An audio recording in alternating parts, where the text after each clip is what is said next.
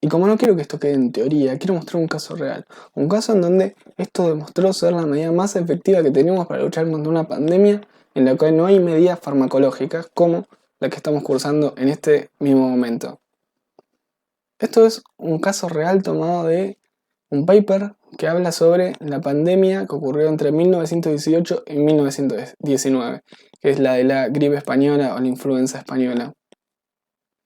Esta pandemia se calcula que terminó matando entre 50 y 100 millones de personas en un mundo en el que vivían alrededor de 500 millones de personas. O sea, esto eliminó entre el 10 y el 20% de la población. Eh, Obviamente es la peor pandemia sufrida por la historia de la humanidad y es peor que las dos guerras mundiales y cualquier cosa que te puedas imaginar. Este virus fue peor que eso. Lo que tenemos acá en este gráfico es, en el eje Y, el número de muertes por cada 100.000 personas de población. Y en el eje X tenemos distintas fechas a lo largo del tiempo. Y tenemos el gráfico de dos estados o dos ciudades diferentes, cómo se va desarrollando este número de muertes a lo largo del tiempo. Donde tenemos con una línea llena y de color negro a Filadelfia y con una línea punteada a San Luis. Y lo que primero que tenemos que notar es la diferencia en cómo se ven estas dos curvas. En el caso de Filadelfia tenemos un pico muchísimo más alto y muchísimo más angosto, así en el eje horizontal, digamos, donde llega hasta 250 o un poquito más arriba de muertes por cada 100.000 habitantes en su máximo y que se desvanece rápidamente, digamos, hasta por mediados de noviembre.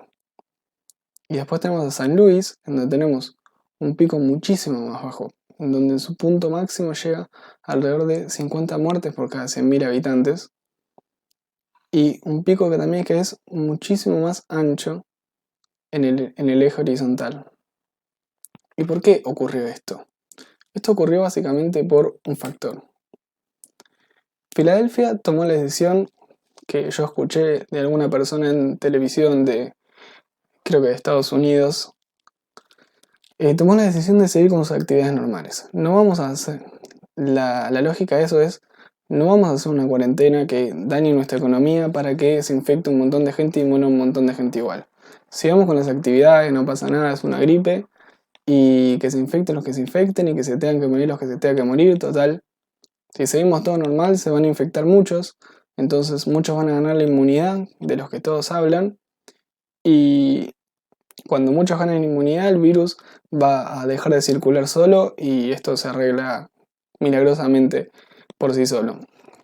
Entonces, ellos siguieron, la gente de Filadelfia siguió esta línea de pensamiento y esta forma de accionar en esta pandemia de 1918. Y después tenemos el approach de San Luis, que lo que hizo fue cerrar escuelas, bibliotecas, iglesias, hizo básicamente una cuarentena y distanciamiento social muy marcado y muy exigente en ese momento. Y lo que provocó estas diferencias en la toma de decisiones y en el accionar fue básicamente que San Luis tenga la mitad de muertes que Filadelfia.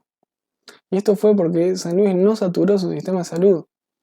Porque al tener los casos mucho más dispersados a lo largo del tiempo y tener en un mismo día, San Luis tenía un número muchísimo menor de infectados y de personas con problemas y que debían ser hospitalizadas que Filadelfia.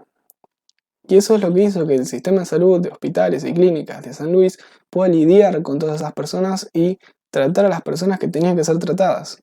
Y por eso es que tenemos este efecto de una curva mucho más ancha y con un pico mucho más bajo en el número de muertos por cada 100.000 habitantes por día.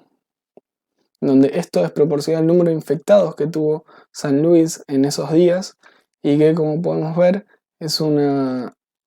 terminan siendo distribuidos a lo largo del tiempo, y eso es lo que causa que su sistema de salud no colapse, Porque no sé, pongamos un ejemplo. Pongámoslos en números fáciles. Hay un sistema de salud y ese sistema de salud puede tratar en un determinado momento, al mismo tiempo, digamos, solo 100 personas en cuidados intensivos. Tener 1000 personas infectadas con un virus y que requieren cuidados intensivos en un corto periodo de tiempo o en un periodo de tiempo más largo no es lo mismo. Que es lo que sucedió acá con Filadelfia y San Luis. Si yo tengo 1000 personas que requieren cuidados intensivos por la infección con un virus, concentradas en un periodo de, no sé, 5 días, lo que va a ocurrir es que por día yo tengo 200 personas con infección activa que requieren cuidados intensivos y yo tengo solamente capacidad para 100. Entonces, ¿qué va a pasar? Se va a tener que elegir. Se le va a dar cuidados intensivos solo en la mitad y probablemente a la que no se le den los cuidados intensivos, la amplia mayoría de ellos va a morir y la mayoría de los que se le den cuidados intensivos va a vivir. ¿Qué es lo que está pasando en Italia ahora? Los médicos en Italia ahora están eligiendo a quién darle el respirador y a quién no. Si tenés más de 65 años o alguna comorbilidad, el respirador no te lo van a dar. El respirador es para la persona sana que cayó infectada y que tuvo la enfermedad severa. Es exactamente lo que pasó hace poco más de 100 años acá con Filadelfia. Y San Luis lo evitó porque lo que hizo fue dispersar el número de infectados a lo largo del tiempo, donde en este caso que estábamos nombrando, de un sistema de salud que tiene capacidad para atender a 100 personas en terapia intensiva, el caso de San Luis sería de distribuir esos mini infecciones que requieren este tipo de atención en 10 días. Y se lo distribuye en 10 días, tiene 100 personas que requieren terapia intensiva por día. O 100 personas que lo requieren en un mismo momento. Entonces el sistema de salud no colapsa, se puede atender a todos y la mayoría se salva.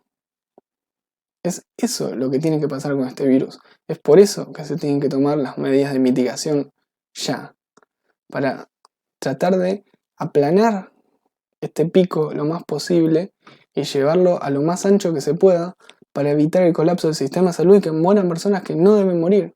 Porque con la ayuda médica que se puede brindar ahora, con la tecnología actual, con los recursos actuales, se salvarían.